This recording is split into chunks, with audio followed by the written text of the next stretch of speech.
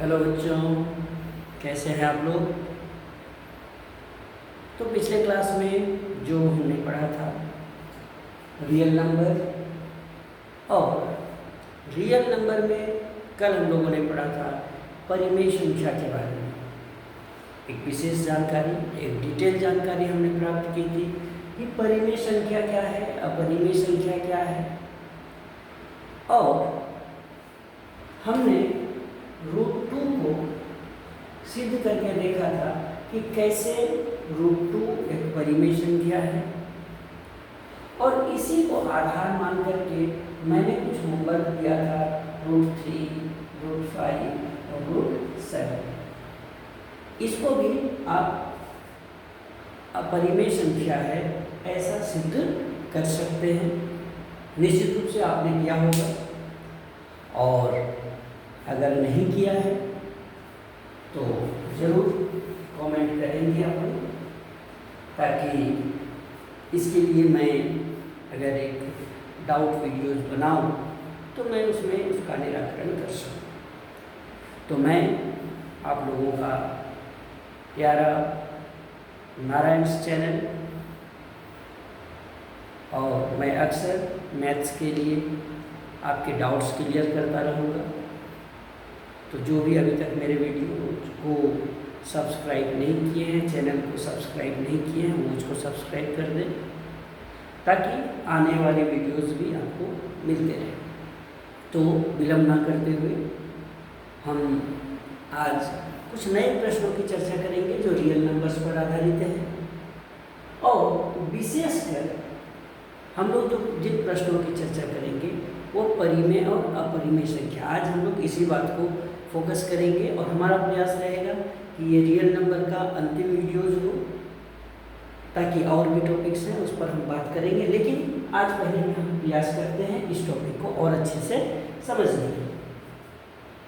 अभी हमने समझा कि √2 परिमेय है, √3 अपरिमेय है, √5 अपरिमेय है, √7 अपरिमेय है।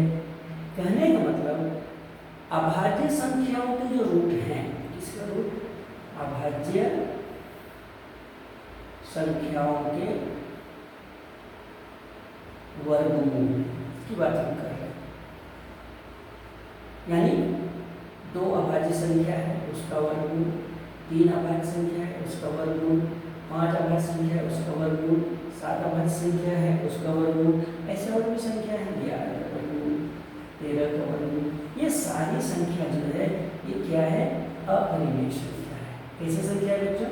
तो ये है अपरिमेय संख्या,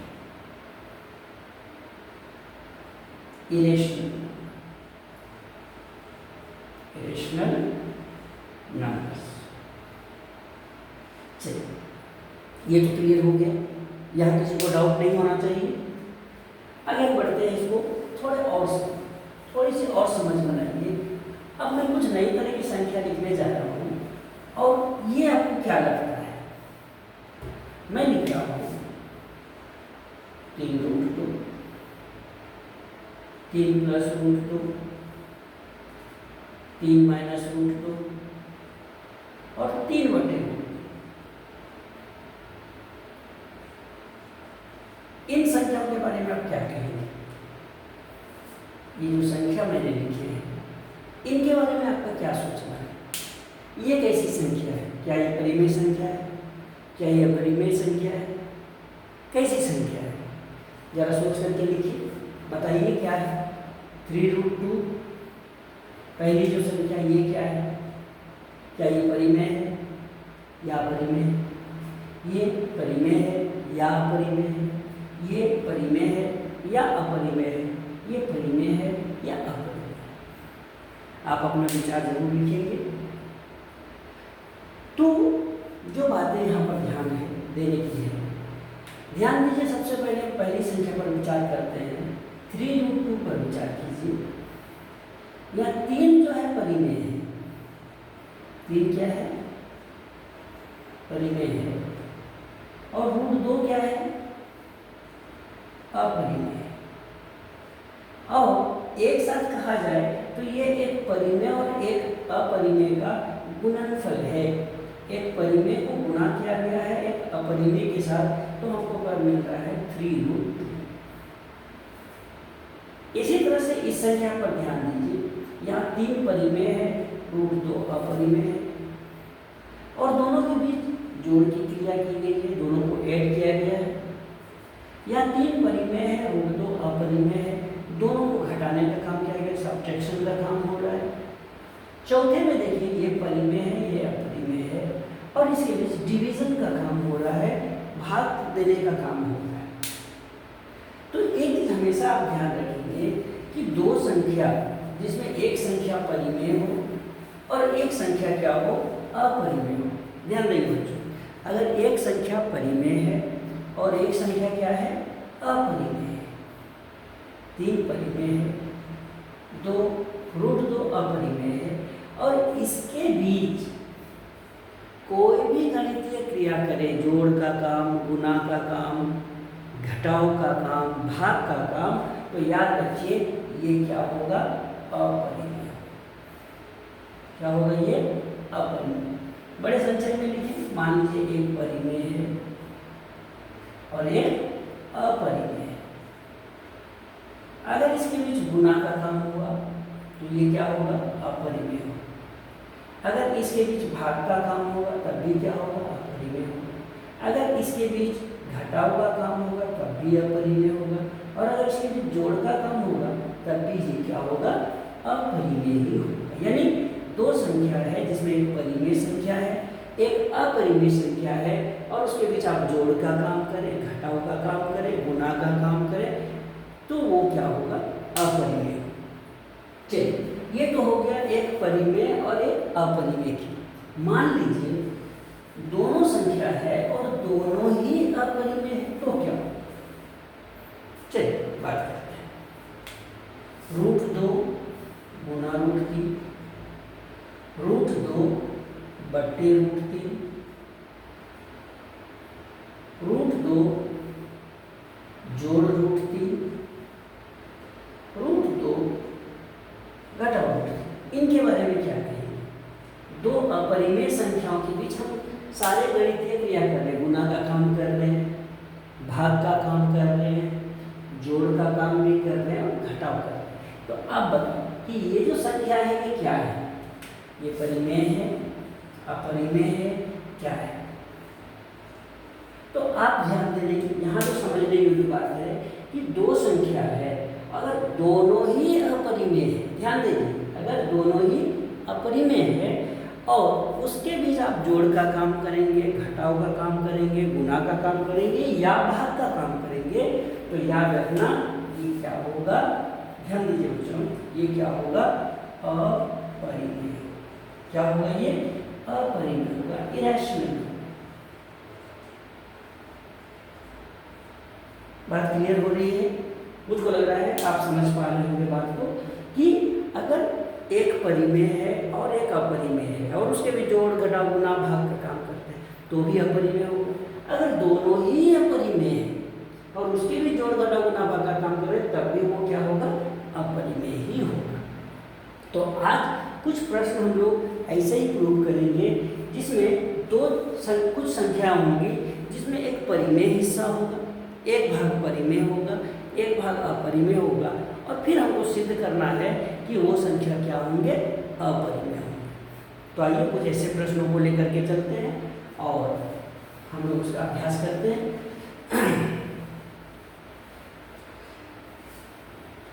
मान लीजिए पहला ही प्रश्न हम लोग लेकर के चले और हम लोग प्रूव करने की कोशिश करें।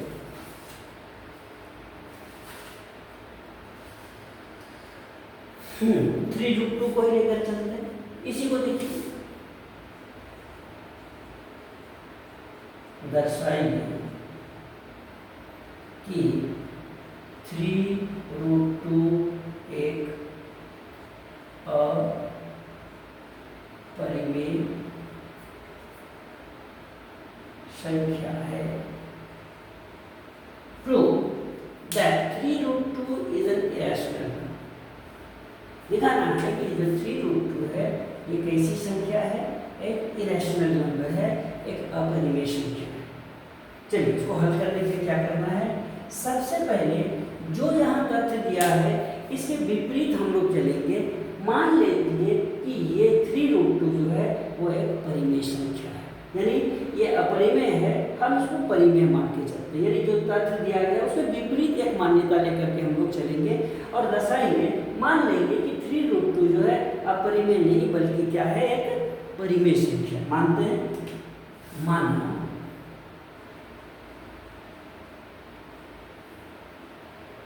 3√2 एक परिमेय संख्या है। और बच्चों एक चीज ध्यान में रखिए कि अगर कोई संख्या परिमेय संख्या है तो उसको हम p बाई क्यू के रूप में व्यक्त कर पाएंगे, जहां p और q कोई पूर्णांक हो and q is not equal to 0। इसलिए लिख सकते हैं 3√2 equal to a by b। मान लेते हैं a by b, p by Q भी लिख सकते हैं, जहां a और b कैसे पूर्णांक हैं, सह अभाज्य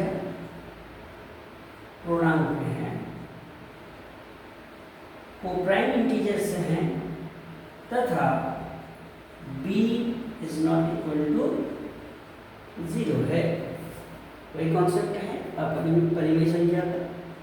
a और b सह पूर्णांक है और b 0 के बराबर नहीं है, b is not equal to 0 है। आगे चलिए क्या हो, हम यहाँ पर देखिए 3, इसको थोड़ा सा रीअरेंज करते हैं, इसकी कंस्ट्रक्शन को थोड़ा बदलते हैं।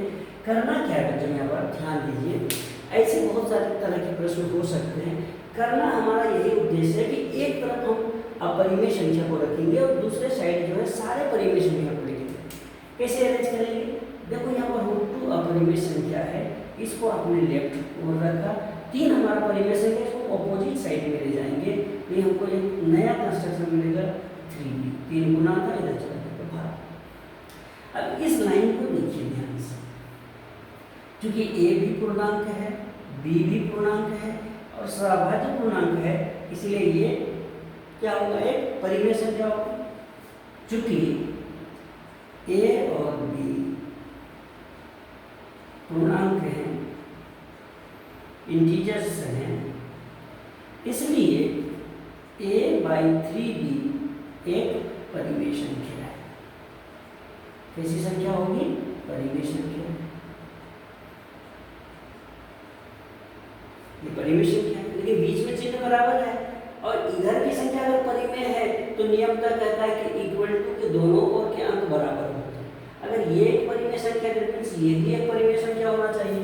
अगर ये हमारा परिमेय है तो ये भी हमारा क्या होना चाहिए, परिमेय संख्या होना चाहिए। अतः √2 भी एक परिमेय संख्या है। क्या ये सही है? नहीं, हमने तो कल प्रूव करके देखा था कि √2 तो परिमेय नहीं है। पिछले क्लास में देखा कि √2 अपरिमेय है, लेकिन इस तथ्य से हमको मिल रहा है कि √2 भी एक परिमेय संख्या है। तो एक विरोधाभास हमको यहाँ पर मिला, एक कंट्राडिक्शन यहाँ पर मिल रहा है। क्या कंट्राडिक्शन मिल रहा है कि √2 तो वास्तव में है अपरिमेय, इरेशनल है, लेकिन यहाँ पर ये आपको मिल रहा है रेशनल मिल रहा है। एक कंट्राडिक्शन हमको। तो इसका निराकरण हम लिखेंगे। यहाँ हमें इस तथ्य का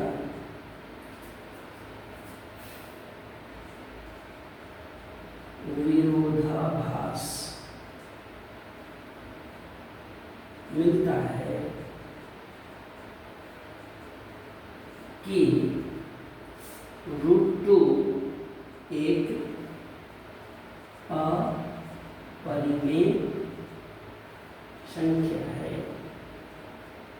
लेकिन यहाँ पर क्या आ रही है, परिमेय संख्या। अब ये विरोधाभास का कारण क्या है? विरोधाभास का कारण यह है कि हमने कल्पना ही गलत की है। एक अपरिमेय संख्या को हमने क्या मान लिया है? परिमेय मान लिया। इसीलिए इसके अगली पंक्ति जब लिखने का जो वही तरीका है, आप उसी पंक्ति को फिर से लिखेंगे। क्या लिखेंगे? हम प्रश्न को मिटा देते हैं ताकि सभी को देख पाएंगे इसको। हाँ, क्या लिखेंगे? यह विरोधाभास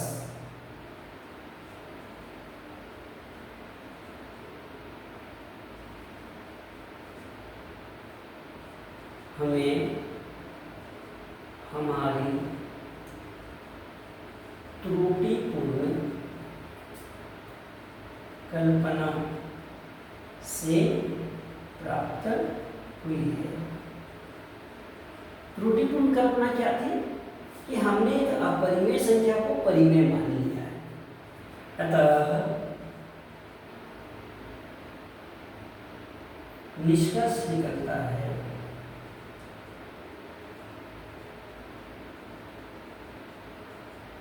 कि 3√2 एक क्या है? अपरिमेय संख्या।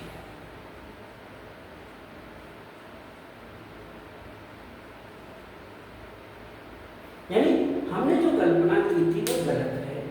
3√2 एक परिमेय संख्या नहीं हो सकती है, इसलिए 3√2 वास्तव में क्या है? अपरिमेय संख्या है।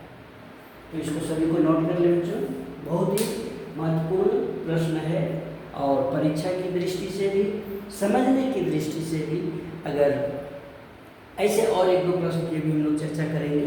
पहले इसको उतार लीजिए आप लोग।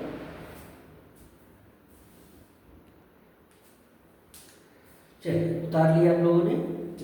आगे बढ़ते हैं, एक और प्रश्न की चर्चा करेंगे।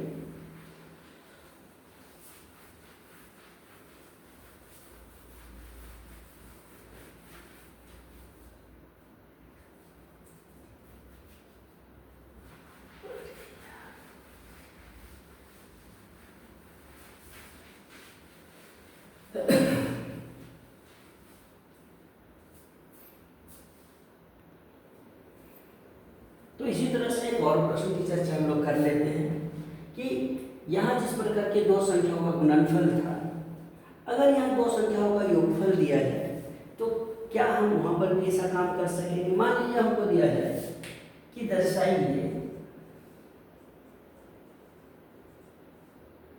कि संख्या लिख लेते हैं। हाँ, 3 + 2√5 एक अपरिमेय संख्या है। अपरिमेय संख्या है। मान लीजिए ऐसा कोई प्रश्न हमको दे दिया, आपको पता है ये परिमेय है, ये अपरिमेय है, जोड़ेंगे तो अपरिमेय मिलेगा। तथ्य सही है बिल्कुल, लेकिन फिर भी इसको हम लोग तार्किक रूप से कुछ को सिद्ध करना है, तो कैसे करेंगे? तो देखिए बच्चों, बड़ा ही आसान सा है काम वही करना है। मानते समय हम लोग हमेशा ही ध्यान देंगे कि ये अपरिमेय है, लेकिन आप इसको लेकर चलेंगे परिमेय संख्या मान लेंगे।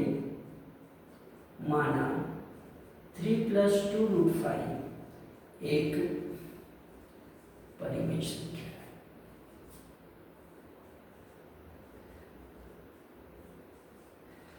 और जब भी कोई संख्या परिमेय होती है तो हम लोग उसको लिखते हैं p/q के टर्म में। 2√5 इज इक्वल टू, मान लीजिए p/q, जहां p और q सहभाज्य पूर्णांक है, को-प्राइम नंबर से हैं।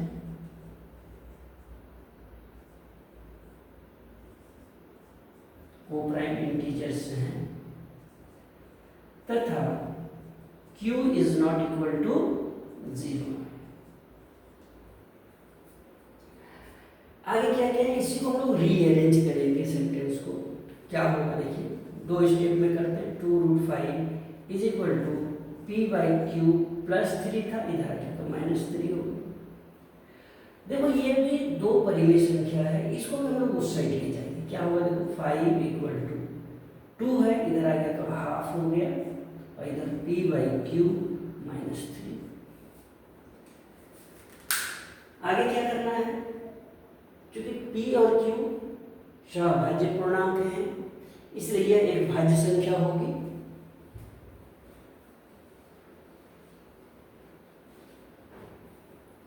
तो हम लोग लिखेंगे चूंकि p और q पूर्णांक हैं, इंटीजर्स हैं, इसलिए हाफ p/q - 3 एक कैसी संख्या होगी, परिमेय संख्या।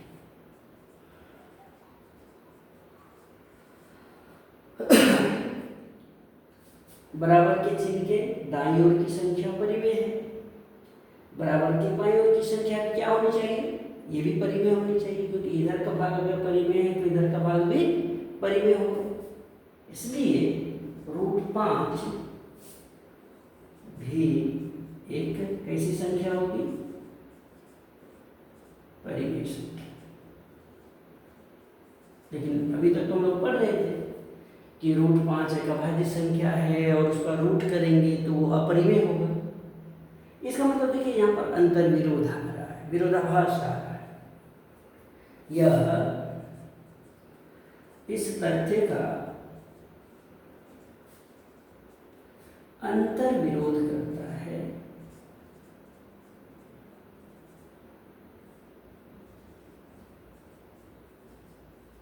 कि √5 एक अपरिमेय संख्या है।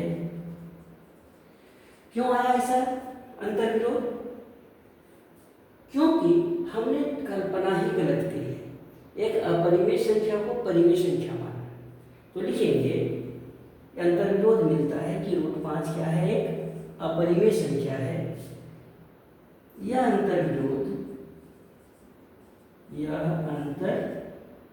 विरोध ध्यान देंगे बच्चों, दो तरह के शब्दों मैंने इस्तेमाल किया है। पहले प्रश्न में यहाँ पर हमने विरोधाभास लिखा था, यहाँ अंतर विरोध लिखा, बातें एक ही हैं, दोनों तरह से लिखा जा सकता है। यह अंतर विरोध हमें हमारी त्रुटिपूर्ण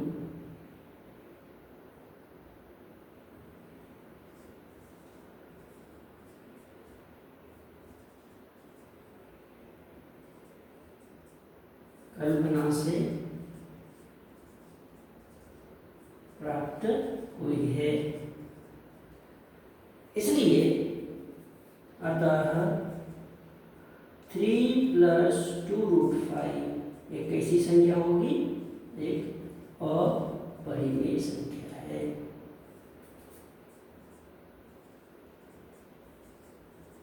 तो ध्यान दीजिएगा, इसी तरह से गुना का चिन्ह हो सकता है, जोड़ माइनस भी हो सकता है, कहीं पर डिवाइड का भी काम हो सकता है।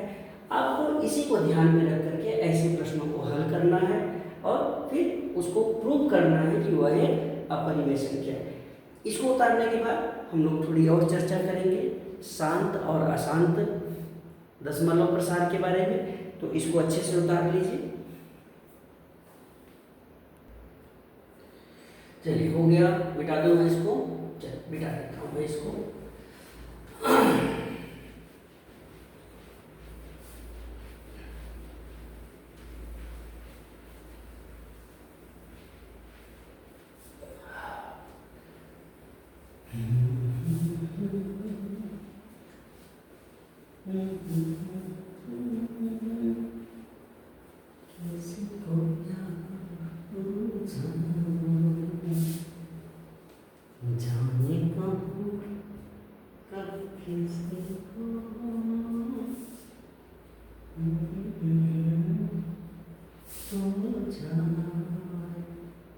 हाँ, तो बच्चों पिछले क्लास में जो चीज़ हमने पढ़ा था वो था कि जो परिमेय संख्या है,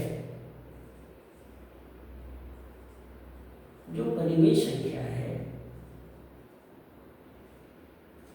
उसका दशमलव प्रसार, परिमेय संख्या का दशमलव प्रसार, डेसिमल एक्सपेंशन जो होगा, डेसिमल एक्सपेंशन जो होगा वो कैसा होगा? तो पहला हमने कहा था कि शांत होगा, दैट मीन्स टर्मिनेटिंग होगा। और दूसरा हमने कहा था कि अगर ये अशांत है तो अशांत आवर्ती होगा, that means terminate non terminating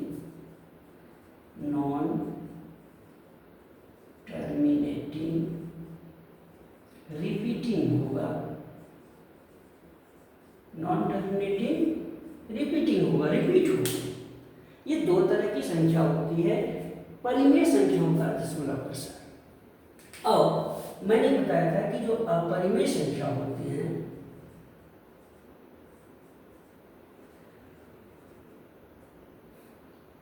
उसका दशमलव प्रसार कैसा होगा? तो जो अपरिमेय संख्याएं हैं इसका दशमलव प्रसार अशांत होगा और अनावर्ती होगा, अशांत होगा और अनावर्ती होगा, दैट मीन्स नॉन टर्मिनेटिंग और नॉन रिपीटिंग होगा। तो पिछले वीडियोज में हमने इन बातों की चर्चा की कि जो परिमेय संख्या है उसका दशमलव प्रसार शांत टर्मिनेटिंग, अशांत आवर्ती नॉन टर्मिनेटिंग रिपीटिंग, और जो अपरिमेय संख्या है उसका जो दशमलव प्रसार है वो क्या होता है? नॉन टर्मिनेटिंग नॉन रिपीटिंग होता है। यहाँ पर हम दो और छोटे छोटे प्रमेय को पढ़ने वाले हैं जो ये हमको बताएगा कि अगर कोई संख्या p बाई क्यू के टर्म में हो, p बाई क्यू के टर्म में हो, तो इस q का कोई ना एक ऐसा भी गुणधर्म है जो यह डिसाइड कर देता है कि जो इसका डेसिमल एक्सपेंशन होगा वो टर्मिनेटिंग होगा, नॉन टर्मिनेटिंग होगा या नॉन टर्मिनेटिंग नॉन रिपीटिंग होगा। कौन बताएगा? इस Q का अभाज्य गुणनखंड बताएगा, Q का अभाज्य गुणनखंड बताएगा। तो उस प्रमेय को समझने का हम लोग कोशिश करते हैं जिसमें हम Q के अभाज्य गुणनखंड के गुणधर्म का प्रयोग करके उसके अभाज्य गुणनखंड को देख करके यह आकलन कर पाएंगे कि उसका दशमलव प्रसार शांत है, अशांत है या अशांत अनावर्ती है। तो हम लोग उन दोनों प्रमेय को देखते हैं। तो जो पहला प्रमेय है, यहाँ पर छोटे छोटे प्रमेय हैं लेकिन ध्यान देने योग्य बात है। तो हम लोग Q के गुणधर्म के लिए ये सारा काम करते हैं। चलिए पहला प्रमेय को देखते हैं।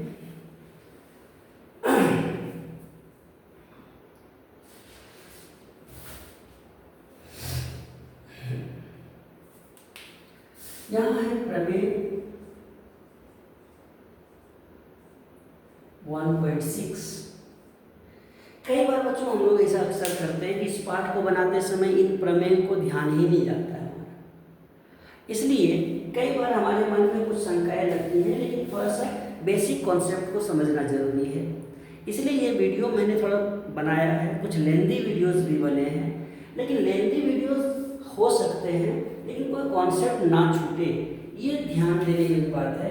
तो आपके कॉन्सेप्ट को क्लियर करने के लिए ही ये वीडियो जो लंबे बन रहे हैं, लेकिन सारे वीडियोज को ध्यान से देखिए तो आपको मज़ा आएगा। और कॉन्सेप्ट को समझने में, एक बार कॉन्सेप्ट समझ जाएंगे तो प्रश्न को बनाने में और ज़्यादा आनंद आने वाला है। मान लीजिए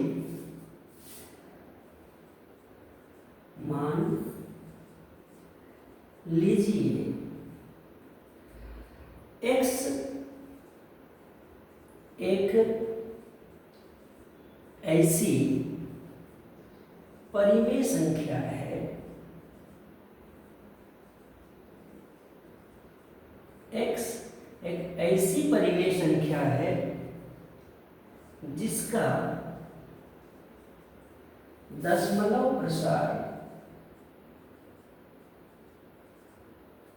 इसका एक और लिख हम लोग, जिसका दशमलव प्रसार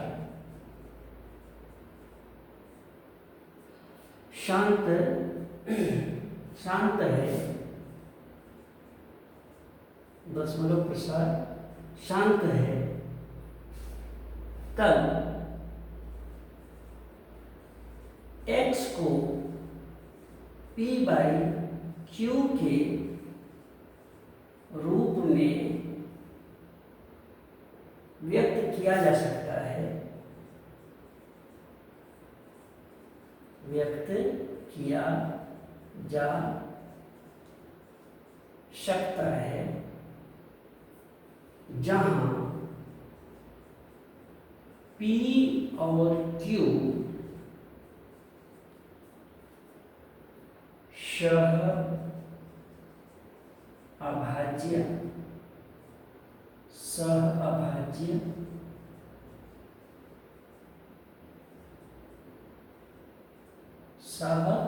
अभाज्य पूर्णांक अभाज्य हैं तथा Q, ध्यान दीजिए, तथा Q का अभाज्य गुणनखंड तथा Q का अभाज्य गुणनखंड 2n 5m के रूप का है, जहां m और n ऋणोत्तर पूर्णांक है, ऋणोत्तर पूर्णांक हैं। चलिए इसको पहले नोट कर लीजिए।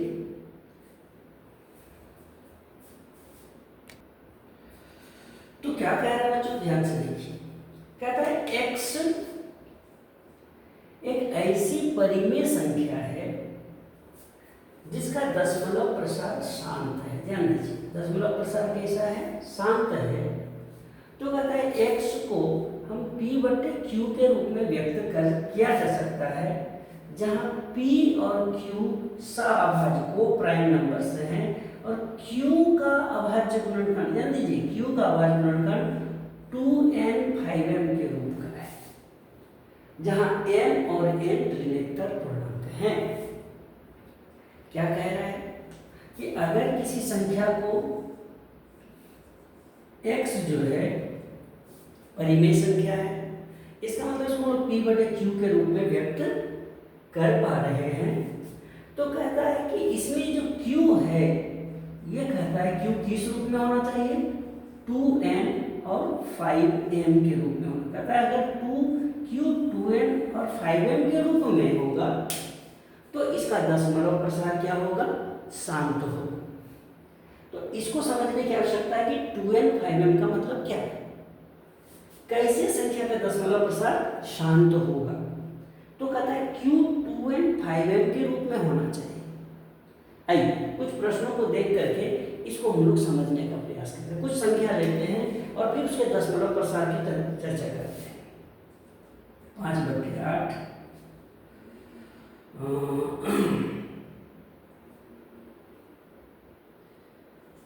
7/20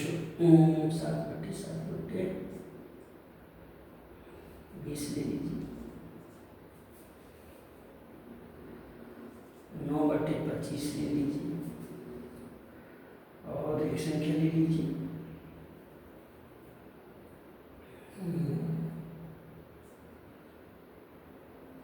12/15।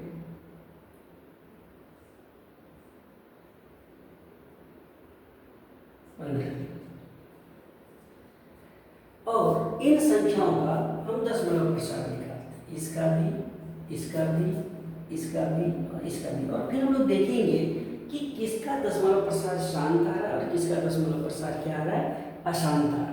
चलिए हम लोग सभी को एक एक करके हम लोग काम करते हैं, रफ में काम करते हैं। 5 को डिवाइड करेंगे 8 से, 0 बार में जाएगा तो 5, पॉइंट देंगे तो 0 आ जाएगा।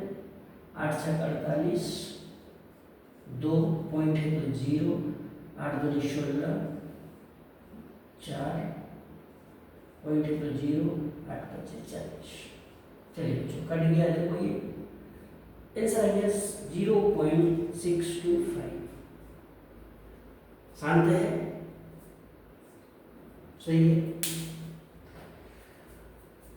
दूसरे पर काम करते हैं। 7/20, 20 से छोटा है जाएगा नहीं, 0 बार में देंगे 0, 7 पॉइंट दीजिए, एक 0 आएगा, 20 दिया 60, 10 पॉइंट है तो फिर 0, 20 25 100। चलिए ये भी कट गया, यानी ये भी शांत है। 0.35 ये भी शांत हुआ। तीसरे पर विचार करते हैं। 9/25, 9 को डिवाइड करते हैं 25 से, छोटा है 0 बार में देंगे, पॉइंट दीजिए 0, 25 या 75, 15 पॉइंट है तो फिर 0, 25 छक्के 150, 150। ये भी 7.0 है, तो ये हो गया 0.36। शांत है। अंतिम पर काम करते हैं। 12/15,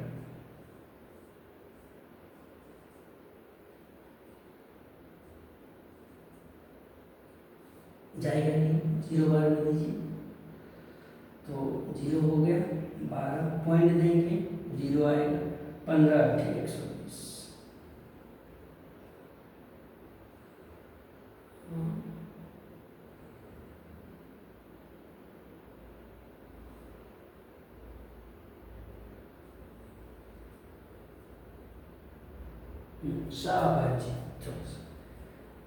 3/5।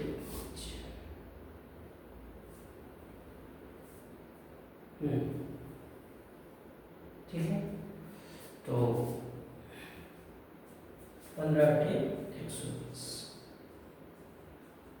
ये भी कट गया 0.8। तो देखिए सारे दशमलव प्रसाद शांत हैं। यहाँ पर ये सभाज्य पूर्णांक नहीं है, काट देंगे तो देखिए ये भी 3 चौके 12 और ये 3 बचे 15 कट जाएगा, तो 12/15 एक्चुअल में हमारा है 4/5 है। उसका दशमलव प्रसाद ये 0.8 आ रहा है। अब हम लोग क्यूब के गुणधर्म की बात करते हैं।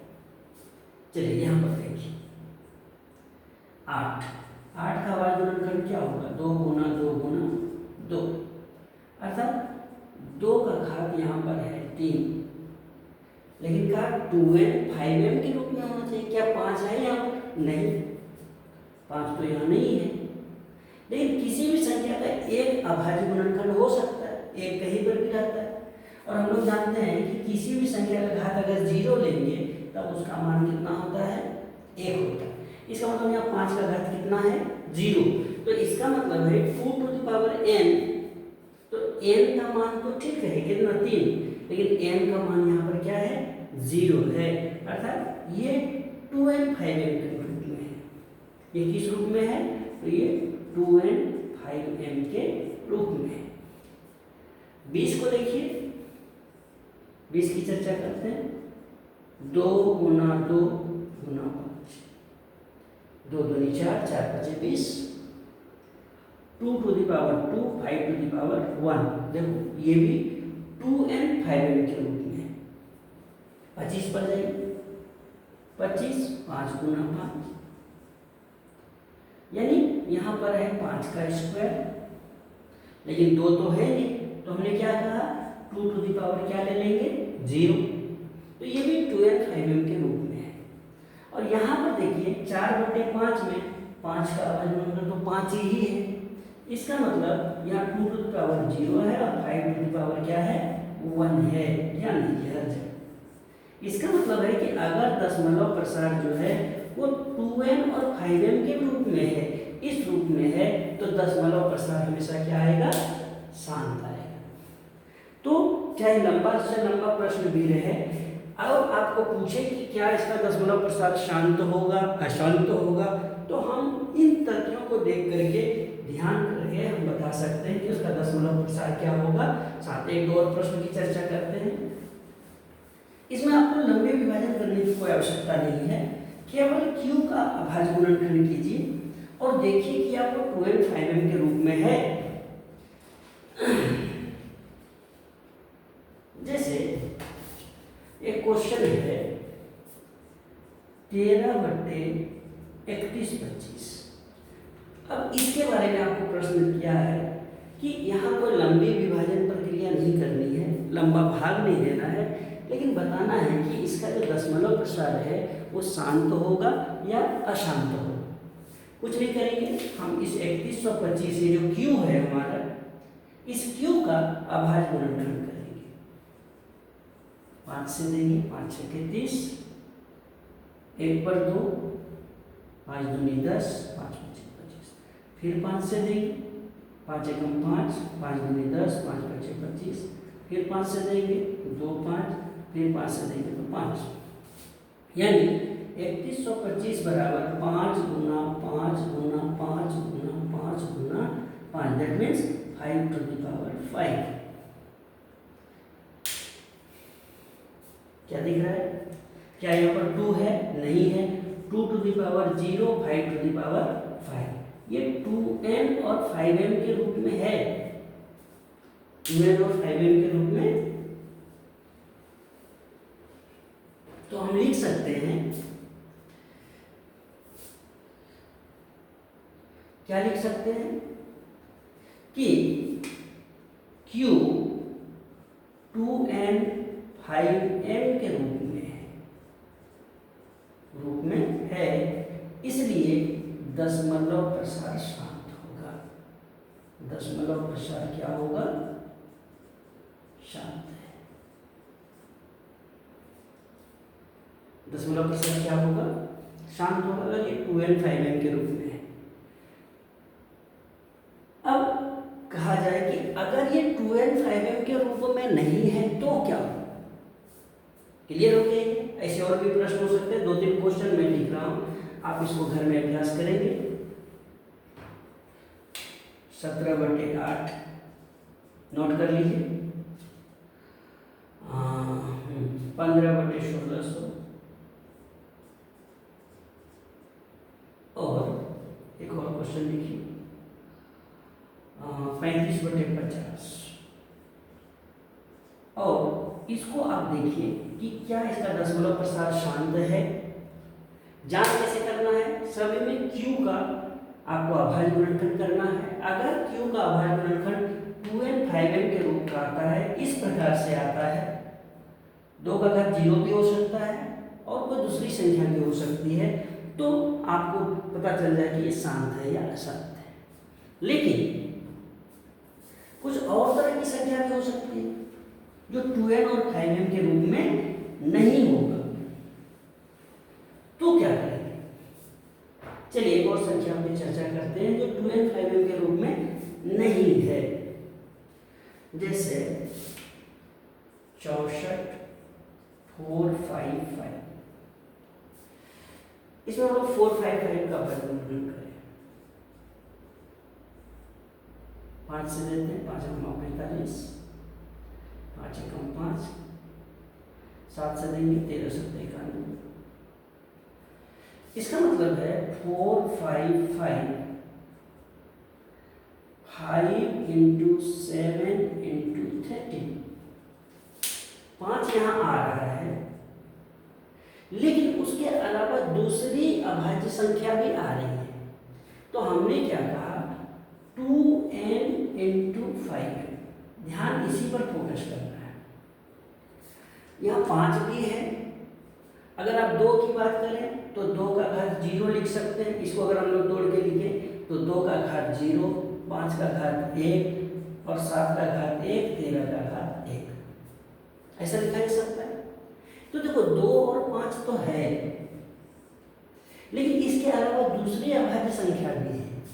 तो हमेशा ध्यान में रखिए कि जहाँ 2 और 5 के अलावा कोई दूसरी अभाज्य संख्या अगर आ जाता है तो इसका दशमलव प्रसार क्या होगा, अशांत होगा और आवर्ती होगा। क्या होगा बच्चों, अशांत होगा और आवर्ती होगा। That means non terminating repeating होगा। ध्यान दीजिए क्या होगा, non terminating repeating, non terminating repeating. चलिए एक और प्रमेय है, छोटा सा प्रमेय है, उसकी चर्चा करेंगे। मुझको लगता है ये कॉन्सेप्ट आपका क्लियर हो गया होगा।